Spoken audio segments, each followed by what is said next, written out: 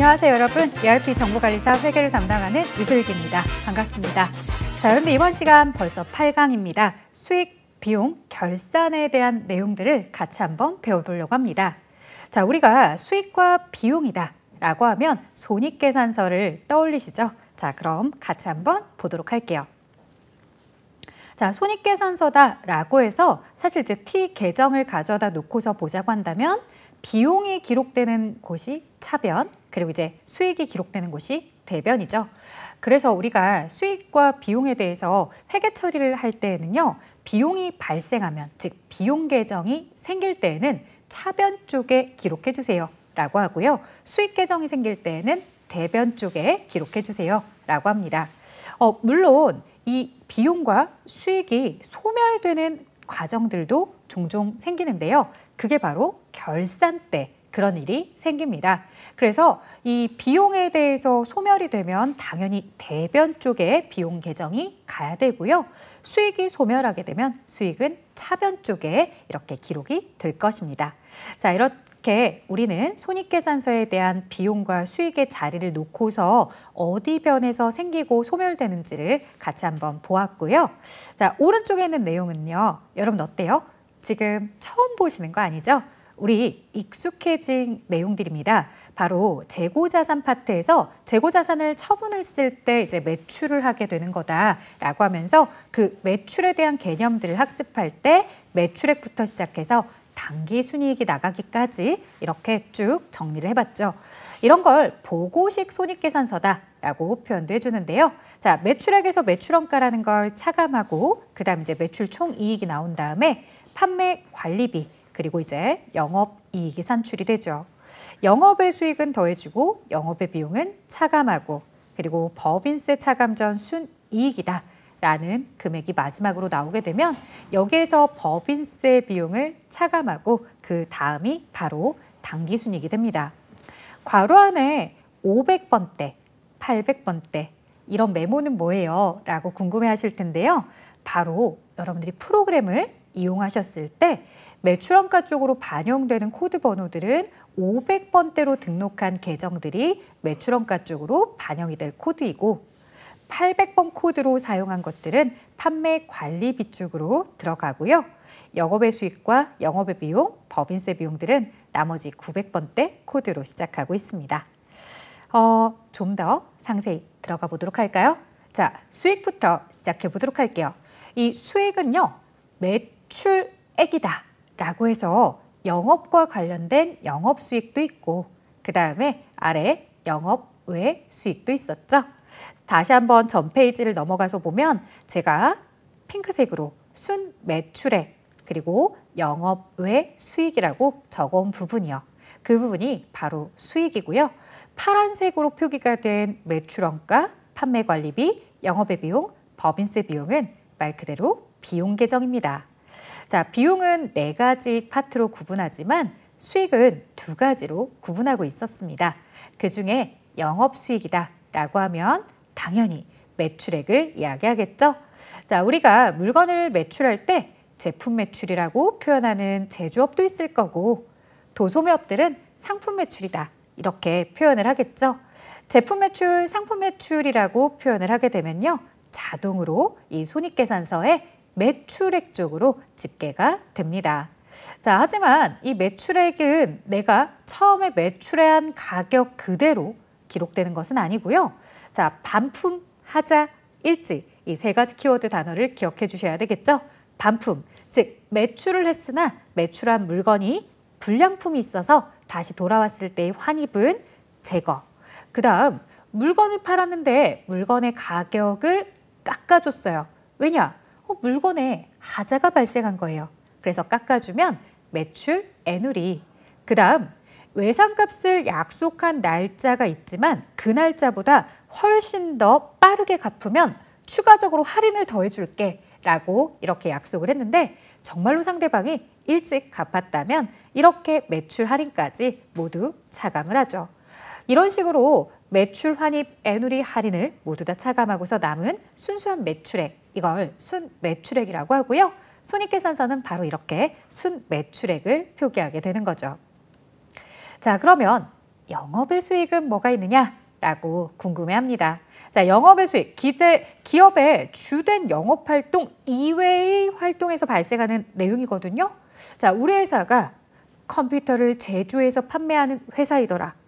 그런 회사가 누군가에게 돈을 빌려주고 이자를 받는다? 나는 은행이 아닌데, 대부업을 하지 않는데 누군가에게 돈을 빌려주고 이자를 받았다라고 한다면 이런 건 이자 수익이라고 해야 되겠죠. 그래서 이런 이자 수익들은 바로 영업의 수익 쪽에 넣습니다. 이자 수익부터 시작해서요. 배당금 수익, 임대료, 그리고 마지막 자산 수주이익과 채무 면제이익까지 끝날 때까지 종류별로 조금 다시 상세하게 설명드려 볼게요. 자, 이자 수익에 대한 내용이 나오는데요. 보통예금 통장에 돈이 들어올 때 뭐 때문에 들어왔느냐라고 해서 물어봤더니요. 내가 은행에다가 일정 기간 동안 돈을 맡겨뒀더니 이자가 들어오더라는 거죠.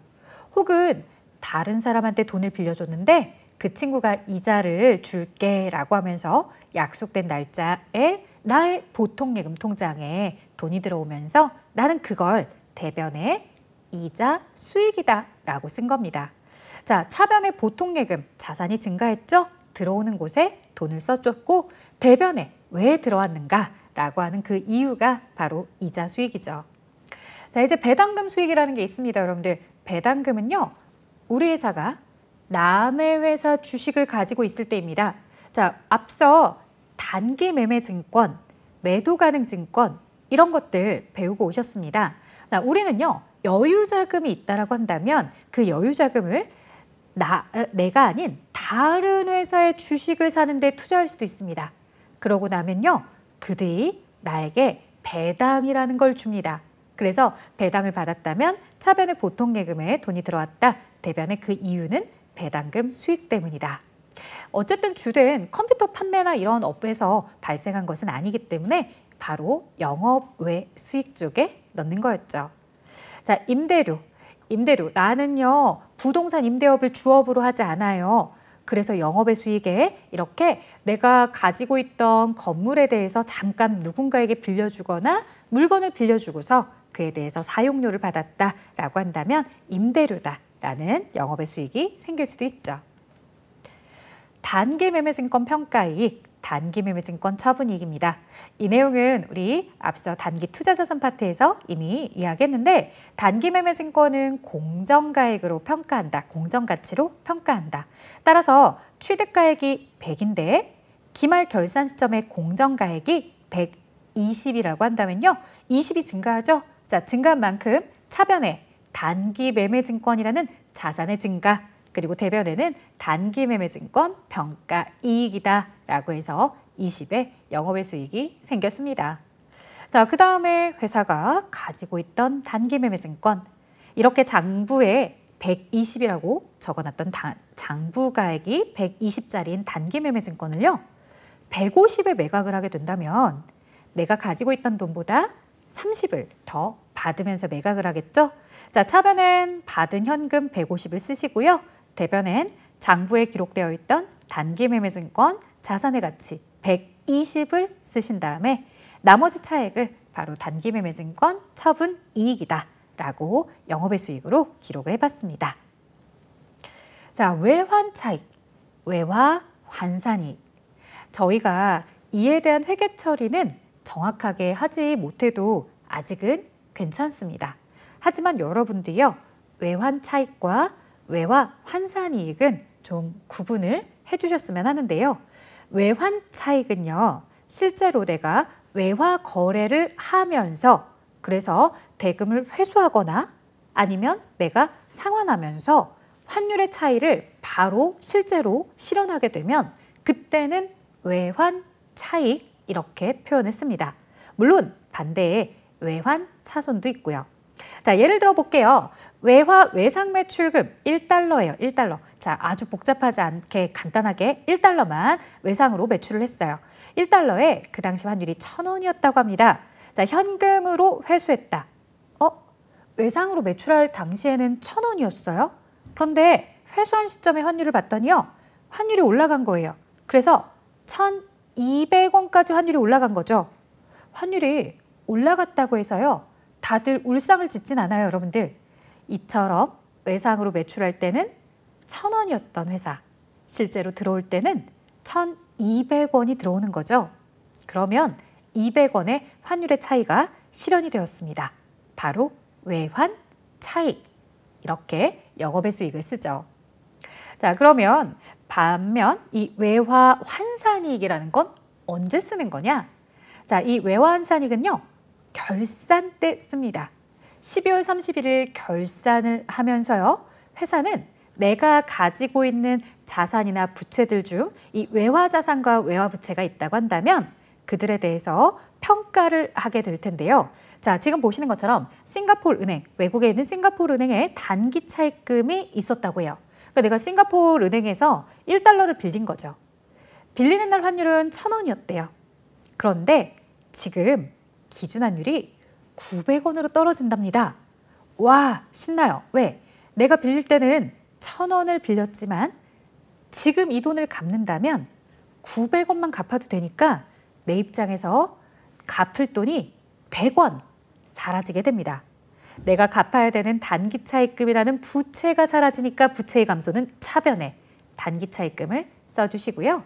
대변에는 외화 환산이익이다 라고 이렇게 기말 결산 때의 환율로서 환산을 하면서 회사가 이익을 얻게 되는 걸 표기해 준 거죠. 실제로 아직 실현된 것은 아니지만 기말 결산 때 그때의 환율에 맞춰서 최신 정보로 업데이트해 준 것입니다. 자, 어쨌든 실제로 실현되었든 실현되지 않았든 회계에서는 이런 외환 차익, 외환산 이익 모두 다 영업 외 수익으로 보고 있다라는 거 같이 봐주시면 좋겠습니다. 자, 사채 상환 이익입니다. 앞서 우리가 부채 파트에서 사채를 잠시 보고 오셨는데요. 이 사채에 대해서 내가 갚아야 된다라고 했을 때 여러분들 사채를 약속된 날짜에 만기가 3년짜리면 3년 뒤에 갚는 경우도 있지만 회사가 중간에 돈이 많이 벌린 거예요. 여유가 좀 생긴 거죠? 그럼 무슨 생각을 해요? 아, 내가 사채가 요즘 이자가 나가는 게 너무 부담스러운데 이걸 좀 먼저 갚아볼까?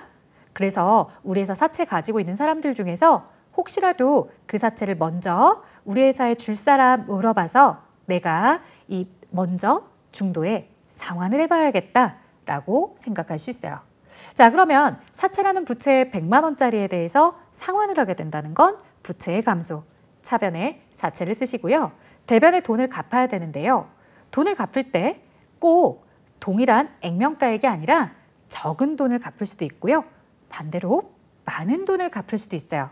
지금처럼 100만 원짜리 사채를 회수하면서 98만 원만 제공을 한다면 회사는 2만 원 덜 제공을 하는 거기 때문에 이런 걸 바로 사채 상환 이익이라는 영업의 수익으로 씁니다. 자, 그다음 유형자산 처분이익이요. 토지, 건물, 기계장치 이러한 유형자산들이 있었습니다.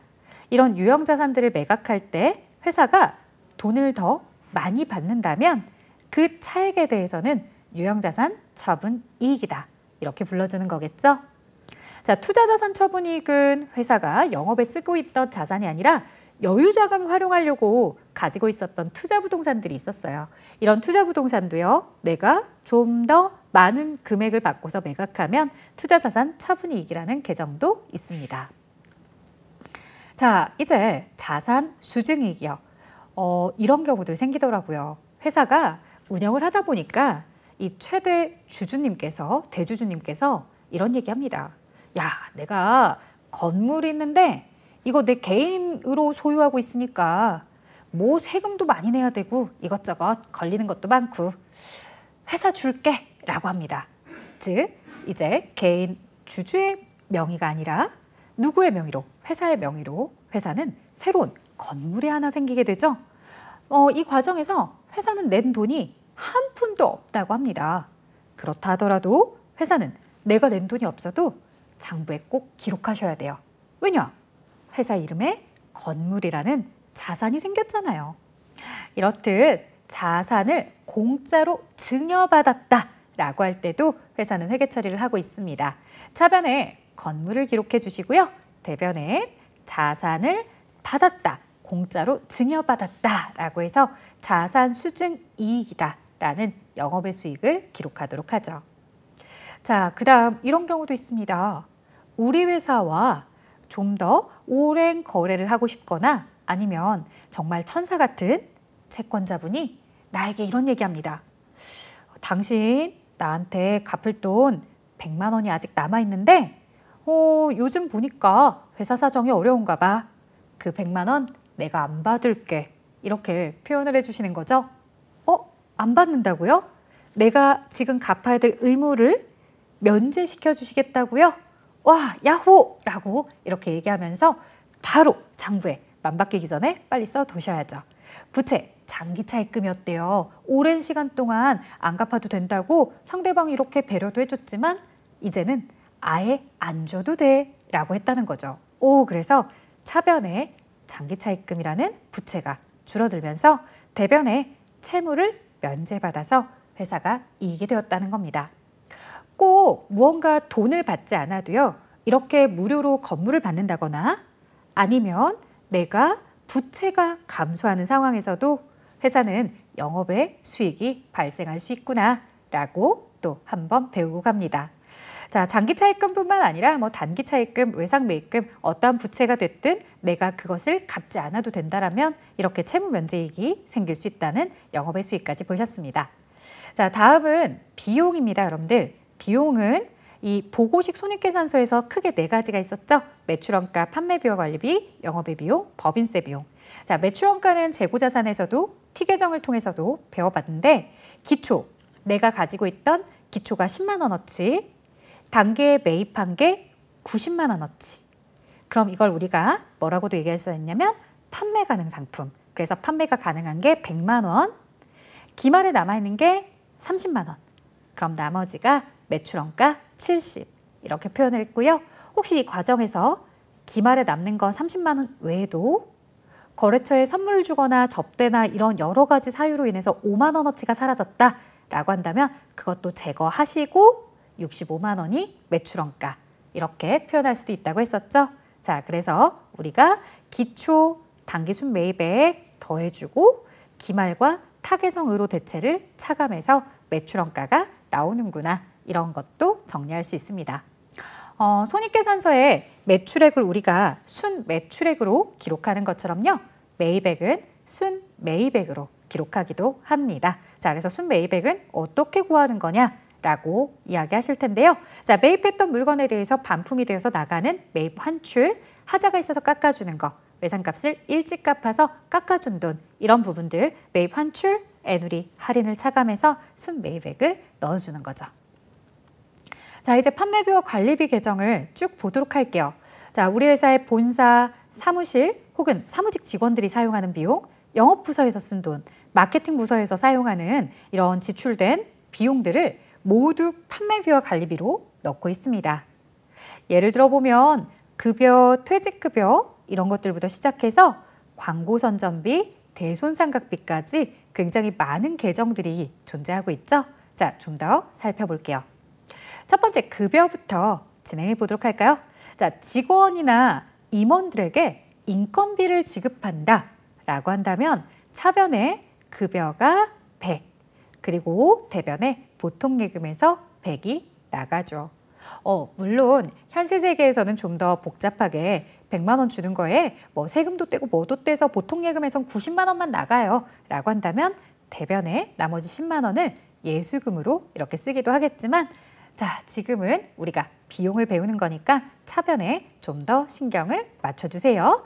자, 이렇게 비용이 발생하면 대변에 보통예금이라는 자산이 감소하면서 그 이유, 급여 때문에 자산이 감소했어 라고 해서 차변에 급여라는 비용의 발생을 써주었다.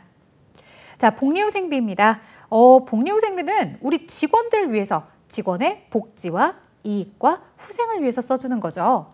한마디로 얘기하면 직원들이 기뻐할 만한 지출을 하시면 돼요.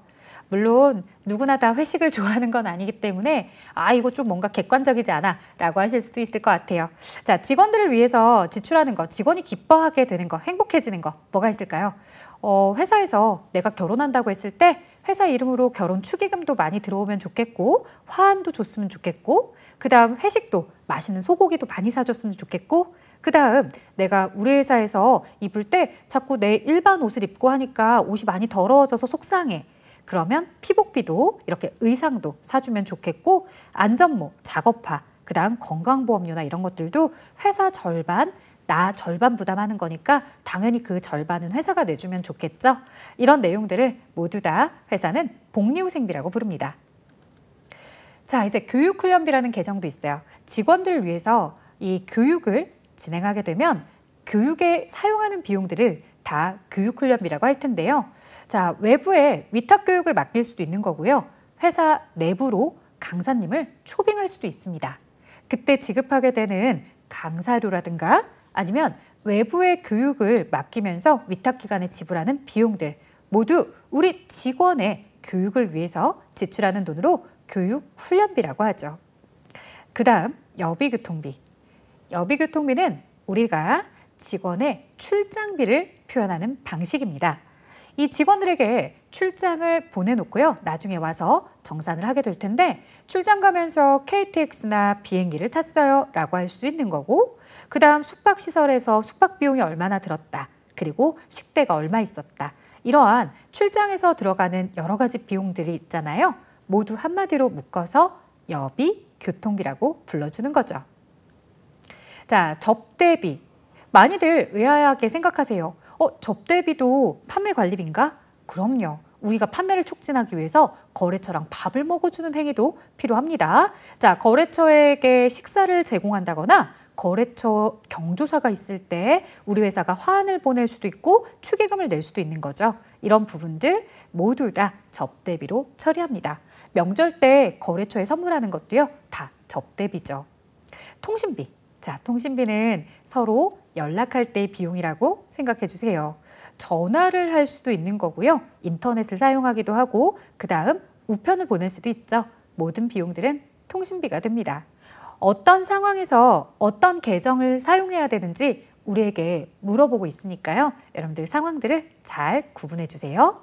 자, 수도광열비라는 내용도 있네요. 수도광열비, 회사의 전기요금, 수도요금, 가스요금 이런 것들을 수도광열비라고 합니다.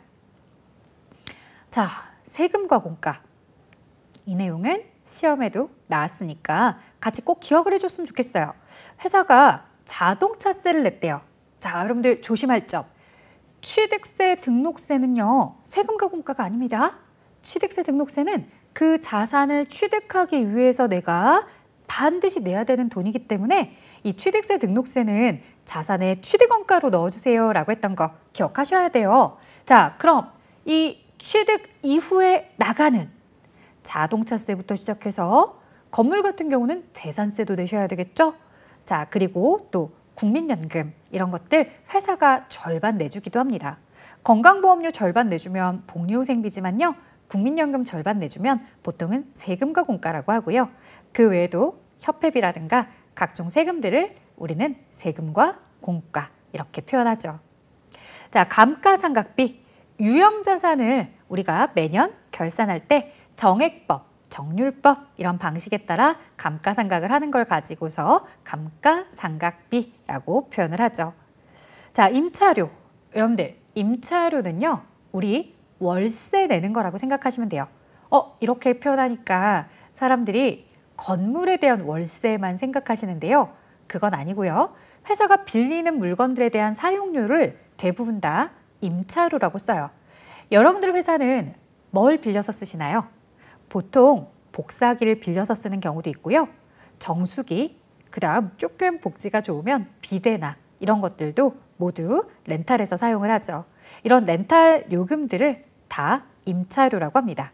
여러분들이 간혹 출장 갈 때 우리 회사는 차량을 렌탈해서 하는데요. 그건 뭐죠? 라고 물어본다면 그 부분도 임차료라고 부르고 있습니다.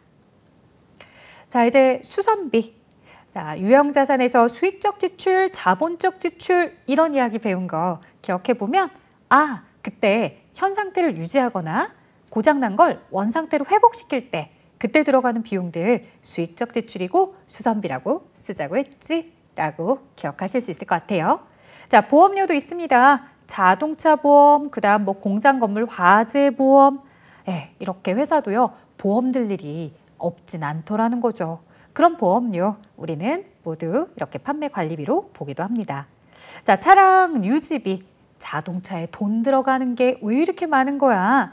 자동차세는 세금과 공가로, 차량을 렌탈하면 임차료로, 자동차를 취득할 때 취득세를 내면은 차량 운반구로, 자동차에 보험을 가입하면 보험료로, 그 외에 또 있다고?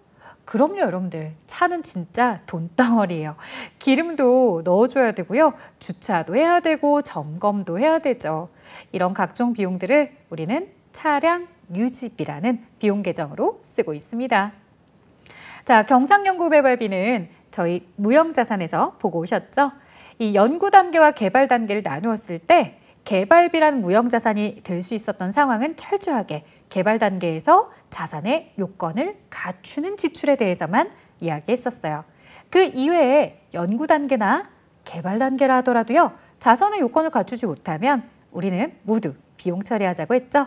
바로 경상연구개발비라는 판매관리비죠. 운반비는 조금 주의해 주셔야 될 것 같아요. 운반비다라고 하면요. 우리가 보통 운반비라는 비용 계정을 별도로 쓴다? 자, 무언가 자산을 매입할 때는 별도로 쓰지 않습니다. 왜냐고요? 내가 그 자산을 취득하기 위해서 반드시 내야 되는 배송료, 이건 모두 자산의 취득원가에 넣자고 했거든요. 그러니 이런 운반비라는 계정은요, 반대로 내가 매출할 때, 자, 내가 인터넷 쇼핑몰을 운영하는 사업자로서 이런 물건들을 무료 배송해 줄게요 라고 하면 결국 매출자가 운반비를 내는 거겠죠? 그럴 때 쓰는 표현입니다. 자, 이제 도서 인쇄비가 있네요.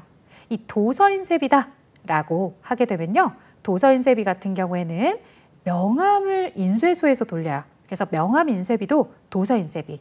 그 다음에 우리 회사에 간행물이나 이런 것들 볼 때 신문을 정기 구독하고 있다. 신문 이런 것들 모두 도서 인쇄비고요. 업무랑 관련한 이 도서를 구매하는 것들도 도서 인쇄비가 되겠죠.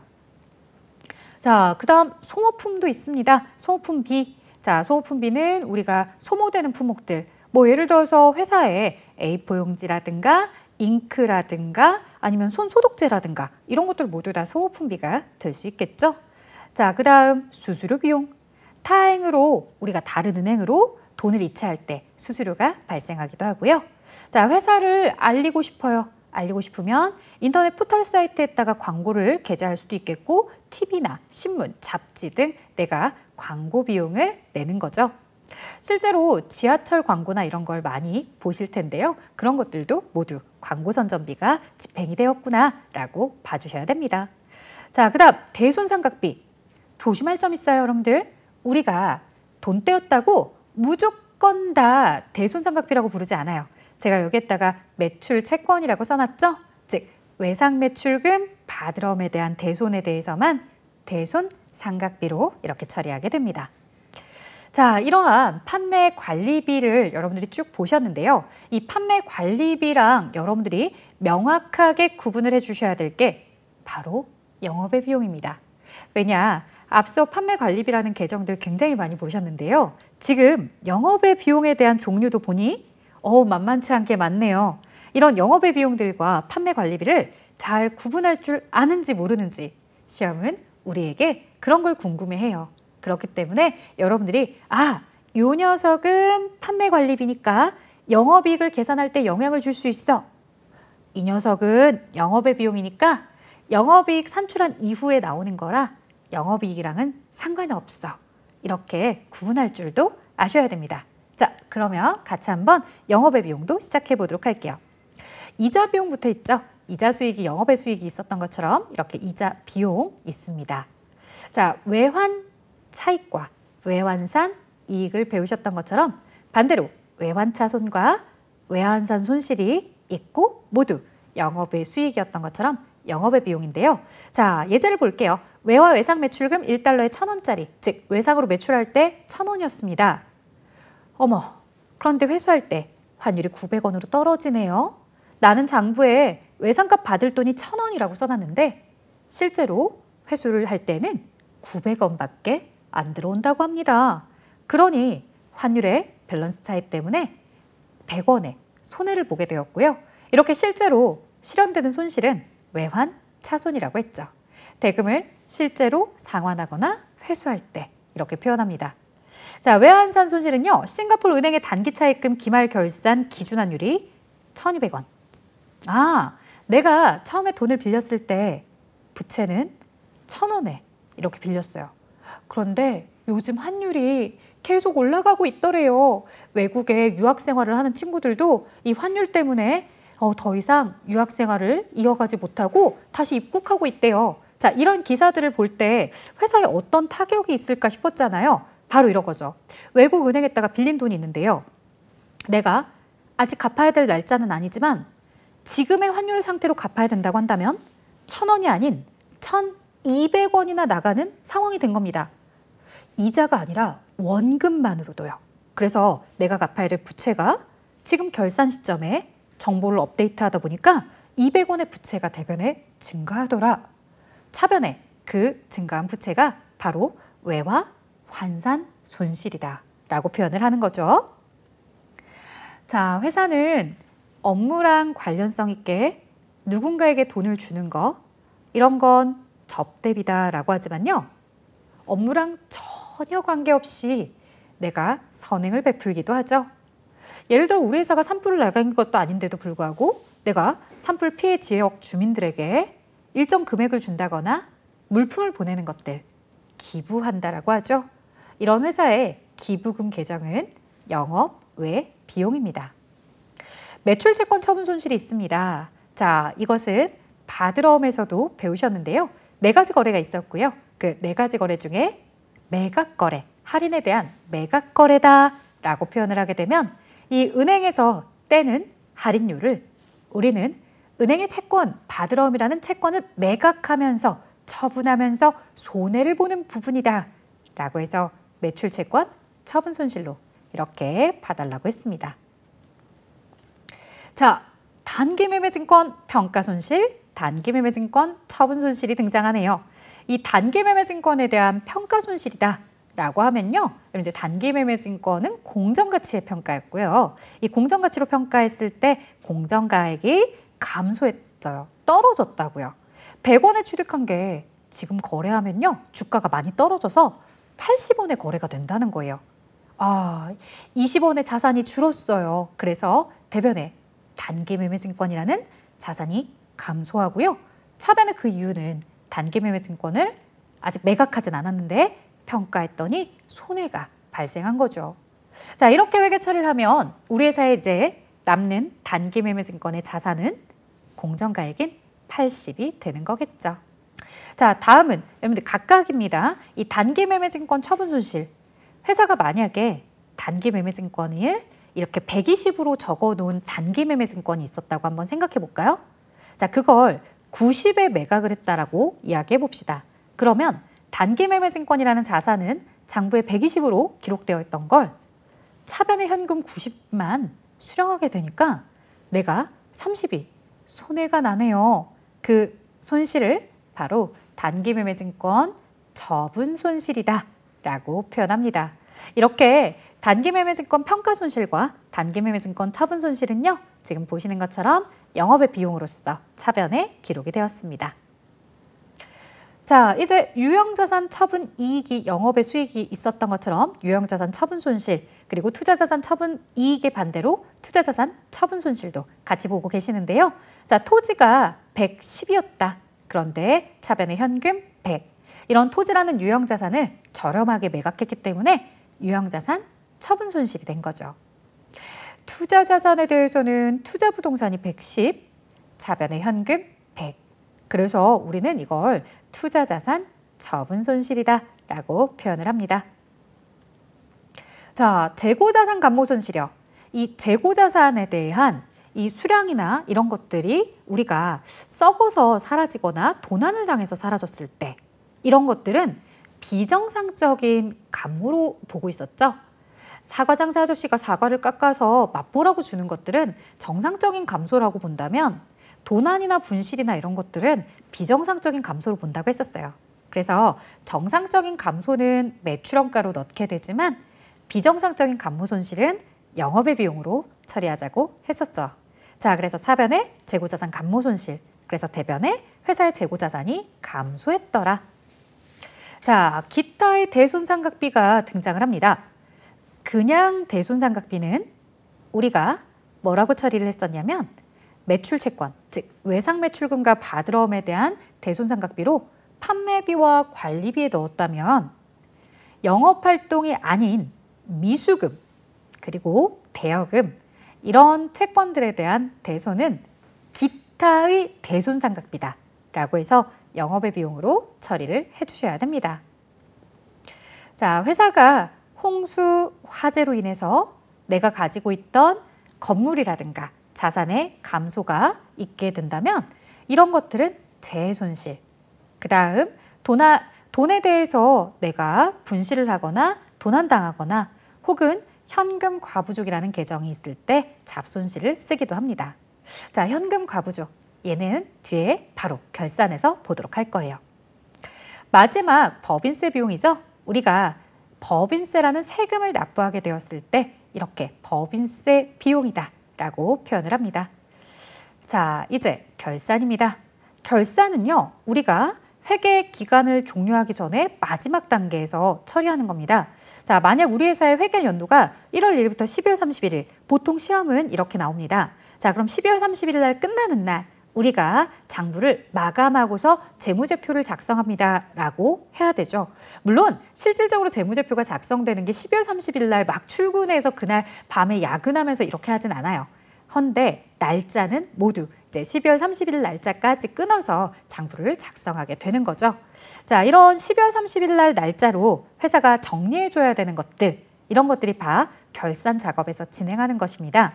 자, 뭐가 있어요 라고 했을 때 임시로 쓰게 되는 가수금, 가지급금, 현금 과부족이라는 계정이 있는데요. 이런 계정들을 정리해 준다거나 아니면 이 손익계산서 작성 원칙에서 발생주의다라는 원칙이 있었죠.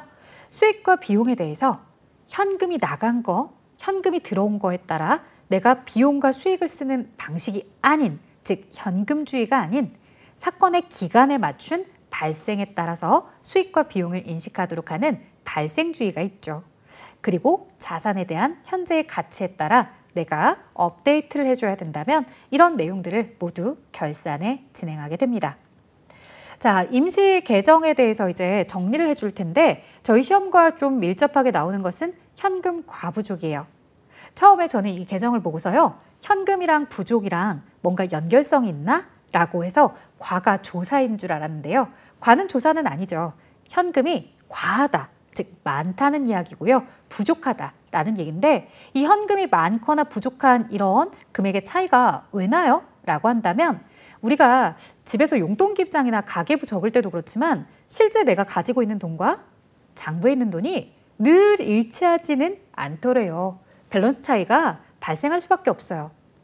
그러니 거대한 자금을 운용하는 회사에서도 현금의 실제 금액과 장부의 금액이 늘 일치하지 않고 불일치하는 상황들이 있을 거다.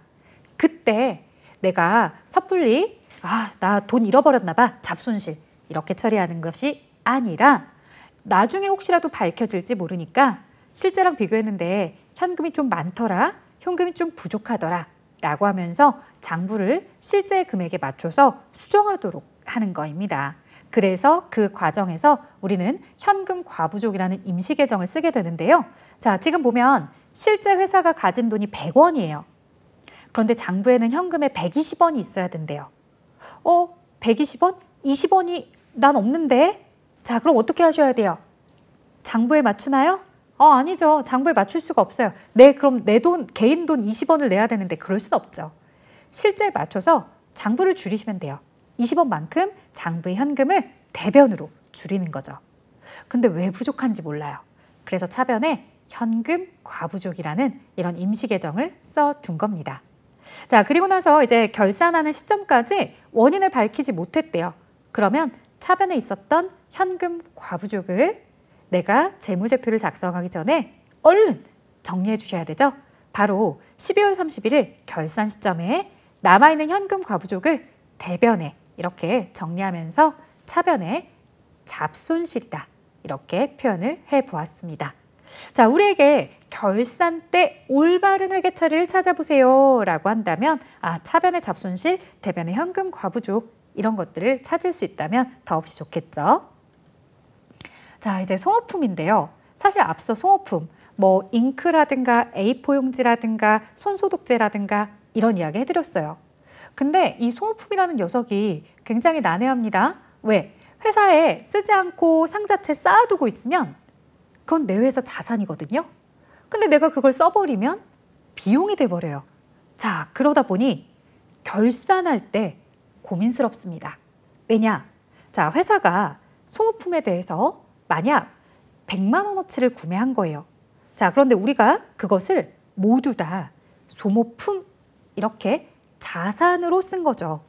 그래서 구매했을 때 대변의 현금, 차변의 소모품이다 라고 자산으로 써놨는데 결산하기 직전에 우리 직원이 가서 세어본 거예요. 그랬더니요, 30만 원어치밖에 없더래요. 그 얘기는 100만 원어치 중에 30만 원어치밖에 없다는 건 70만 원어치를 모두 써버렸다는 얘기겠죠? 자, 이렇게 모두 써버린 부분에 대해서 회계 처리가 필요할 겁니다. 차변의 소모품비, 대변의 소모품. 이처럼 구매했던 자산 중에 남는 걸 제외하고는 나머지 사용한 부분에 대해서 비용으로 적절하게 손익계산서에 갈 수 있도록 정리해주는 이런 결산정리분계가 필요하겠죠. 자, 그 다음 선급비용입니다. 자, 우리가 자산 파트에서 선급금이라는 거 배우셨죠? 선급비용도 비록 끝나는 표현이 비용이지만 자산입니다. 어떤 경우에 쓰는 거냐면요. 내가 보험을 가입할 때 자동차 보험이나 이런 거 가입하잖아요. 그러면 1년치를 한꺼번에 다 내요. 이걸 내고 나서요. 회사의 회계 직원이 보험료 120을 냈다라고 했대요. 자, 그런데 9월 달에 보험을 가입하면서 우리가 12월 결산할 때까지 가서 생각을 해보니까 실제로 기간이 경과된 건 9, 10, 11, 12 이렇게 4개월만 시간이 흘렀고 아직 내년도 8개월은 기간이 지나지 않았다는 거죠. 자, 그러면 과연 내가 보험료를 냈다고 했을 때 이렇게 12달치를 다 보험료라는 비용으로 처리할 수 있느냐? 아니더랍니다. 이 회계에서는 발생주의라는 걸 따라가고 있기 때문에 당해년도에 발생한 4개월에 대해서만 보험료로 처리할 수 있어요. 그러면 보험료 처리한 나머지 내년도 8개월치는요? 라고 하실 텐데요. 자, 그 녀석은 곧바로 대변에 보험료라는 비용을 정리해 주세요. 그리고 차변에 선급 비용이라고 이렇게 자산 계정을 쓰는 거죠. 내가 만약에 자동차 보험이었다면 자동차를 오늘 매각한다면 내년도에 80만 원에 대해서는 내가 보험사로부터 다시 돌려받을 수 있는 권리가 있는 내 돈이거든요. 그래서 내년도에 해당하는 건 아직은 내 거야, 내 자산이야 라고 해서 선급 비용으로 처리합니다. 자, 만약 여러분들 회사가 결산 시점에 이런 회계 처리를 빼먹잖아요? 그러면 차변의 보험료가 40만 원만 그 해에 해당하는 40만 원만 손익계산서에 들어가야 되는데 120이나 들어가니까요. 내년도 80만 원어치에 대해서는 지금 빠져줘야 되는데 안 빠지니까요. 당기순이익도요. 그만큼 적게 표시가 될 수밖에 없어요. 그러니 결산 시점에 보험료라는 비용들 중에서 내년에 해당하는 게 있으면 얼른 정리해 주세요. 선급 비용으로. 안 그러면 당기순이익이 쪼그라져 보일 거예요. 자, 그 다음 볼게요. 선수익 부채라는 것도 있습니다. 반대로 이제 우리 회사가 건물을 빌려주죠. 월세를 받아야 되는데 월세로 안 받고 연세로 받았대요. 한 달에 10만 원씩 월세인데 1년치를 그냥 한꺼번에 다 받은 거예요. 너무 좋았죠. 차변의 현금, 월세 받았으니까 대변에 임대료라는 수익을 썼어요. 자, 하지만요. 9월, 10월, 11월, 12월 당해년도 4개월치는 시간이 경과했으니까 올해의 수익이 맞지만요. 나머지 8개월치는 내년도 건물 임대분을 받은 거거든요. 그럼 이걸 올해의 수익으로 넣으시면 안 돼요. 그래서 대변에 있었던 임대료라는 수익 계정 중 내년에 해당하는 녀석들을 차변으로 수익을 소멸시키면서 대변에는 내년도 거 먼저 받은 거예요 라고 해서 선수 수익이다. 이렇게 표현을 해주셔야 돼요. 그래서 선수 수익은 만약에 세입자가 나가야 되는 상황 혹은 내가 돌려보내야 되는 상황이라면 내가 아직은 돌려줄 의무가 있어. 내년도 8개월치에 대한 의무. 이건 먼저 땡겨받은 돈이지 지금 현재 내 돈이 아니에요. 라는 이런 부채의 표현을 써주신 겁니다. 만약에 결산 시점에 이런 회계처리를 안 하면요. 임대료라는 수익을 줄여야 되는데 줄이지 못한 만큼 당연히 당기순이익은 빵빵하게 더 커져 보일 겁니다. 이런 부분들을 효과를 여러분들이 잘 알고 계셔야 됩니다. 자, 미수수익은요. 회사가 돈을 빌려줬어요. 그런데 이자 언제 받기로 했냐면요. 내가 친한 친구라 야 그냥 내년에 원금 줄 때 같이 줘. 됐어. 라고 얘기했어요. 이렇게 돼버리면 당해년도에는 받은 돈이 없거든요. 자, 하지만 회계는 계산을 정확하게 하라고 합니다. 야, 너가 내년에 받는다 하더라도 올해 9월 달부터 시작해서 매월 10만 원씩 이렇게 받아야 되는 이자라고 한다면 기간이 경과한 4개월에 대해서 아직 못 받았어도 대변에 이자 수익을 써줘야 되겠어. 그리고 차변에 입금은 안 됐으니까 미수 수익이다. 라는 권리, 내가 그만큼 받을 돈이 생겼어. 라고 써주렴. 이렇게 이야기한 겁니다. 만약 결산 때 이런 회계 처리를 놓친다면 이자 수익이라는 40을 기록해야 되는데 기록하지 못한 만큼 당기순이익이 과소계상됩니다. 이런 것들도 기억을 잘 해주시고요.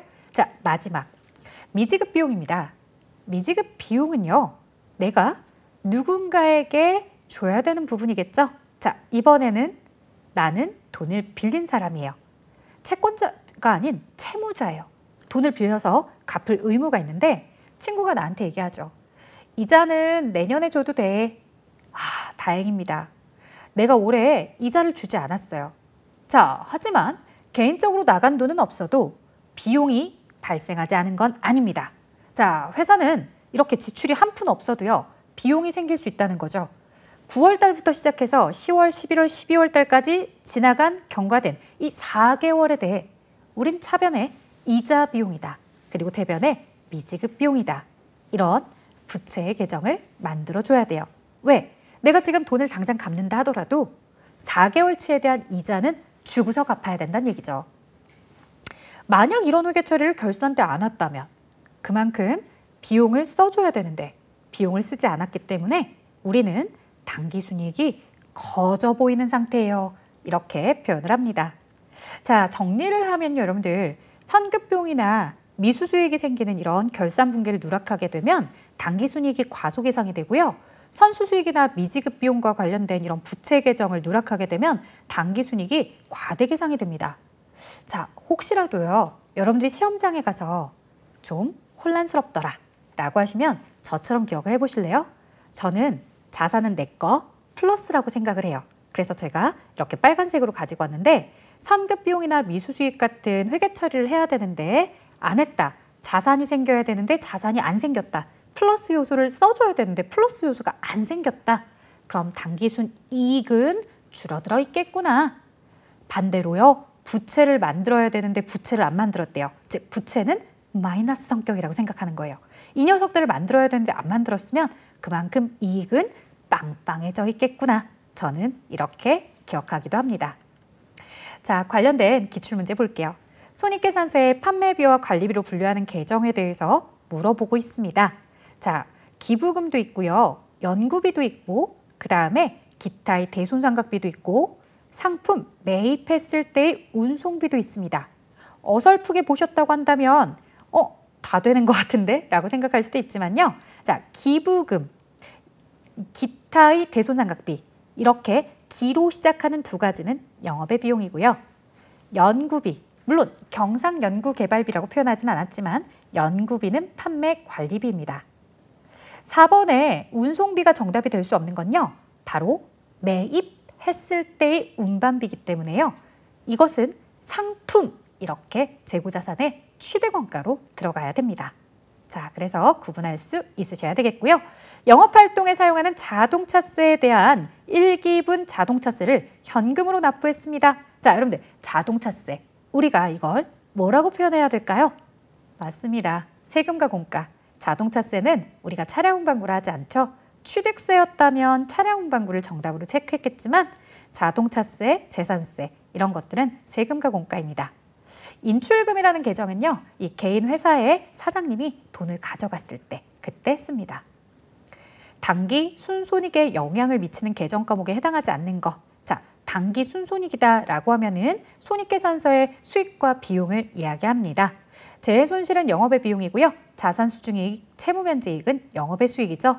하지만 4번의 매도가능증권 평가손익은 자본의 기타 포괄손익 누계액입니다. 따라서 손익계산서의 수익비용과는 관계가 없었다. 자, 기말결산 시 임대료 선수분을 계상하지 않은 상태라고 하네요. 여러분들 아래 보기 내용을 보시면요. 12,000원에 대해서 이렇게 현금으로 받았는데요. 지금 기말결산 시점에 이 선수분, 즉 내년도의 선수수익이라는 부채를 만들지 않았대요. 즉 부채를 만들지 않았다? 그럼 수익이 더 커져 있는 상태이겠구나. 수익을 줄이고 선수수익이라는 부채를 만들어줘야 되는데 그러지 않았다라는 거죠. 자, 그래서 5,000원만큼 지금 현재 당기순이익이 빵빵해진 상태예요. 질문은요, 현재 상태를 물어본 게 아니라요. 이런 결산에 대한 회계 처리를 하고 나면 당기순이익이 어떻게 될 것 같아요? 라고 물어보는 문제였죠. 당기순이익은 그만큼 줄어들게 될 것이다. 수익을 줄이는 만큼 혹은 부채를 만든 만큼 줄어들게 될 것입니다. 자, 이렇게 여러분들과 함께요. 이번 시간은 이제 이론에 대한 마지막 수익과 그 다음에 비용 그리고 결산까지 함께 알아보았습니다. 이 비용에서 판매 관리비와 영업의 비용을 잘 구분할 줄 아셔야 될 텐데요. 마지막으로 여러분들에게 팁을 드리고 정리를 좀 해보자고 한다면 이 판매 관리비는 계정들 끝나는 표현들이 비료여과 이렇게 해서 뭐뭐비, 뭐뭐료, 뭐뭐여, 뭐뭐과라고 끝나는 표현들이 굉장히 많이 있고요. 영업의 비용은 기로 시작하는 기부금, 기타의 대손상각비라든가 이자 비용, 그리고 어떤 손실들이 주로 이자 비용에 많이 있습니다. 이런 내용들을 다시 한번 생각해 보시면서 계정들을 정리해 보시면 조금 더 효과적인 학습이 될 것 같네요. 자, 저는 여기까지 진행하도록 하겠습니다. 여러분들 모두들 수고 많으셨습니다.